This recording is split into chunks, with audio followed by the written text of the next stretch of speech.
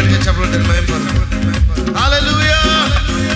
చెప్పబడి మాత్రం దేవాది దేవునికి నమ్మి రాత్రికాల సమయం దేవుడు నన్ను దర్శిస్తాడని నమ్ముదాం.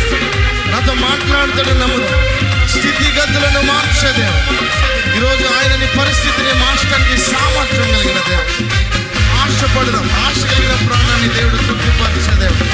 నువ్వు ఆశపడకపోతే ఈ రాత్రికాల సమయంలో నీకు తృప్తి ఉన్నది. ఈరోజు ఆశపడదాం. అయ్యా నన్ను దర్శించాను, ఈ రాత్రి నేను నిన్ను కలుసుకోవడానికి ఆశపడుతున్నాను సార్.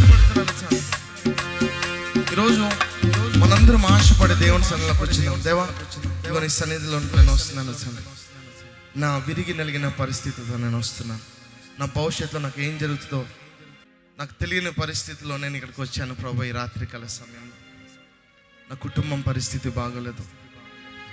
ఈ రాత్రి ఏమీ లేని నా జీవితంలో, కృంగిపోయిన నా జీవితంలో ప్రభు, మనుషులు ఉంటారు అనుకున్నప్పుడు వాళ్ళు వెళ్ళిపోయిన సమయంలో ఆయన సన్నిధి నా జీవితాన్ని మార్చింది, నా బ్రతుకుని మార్చింది.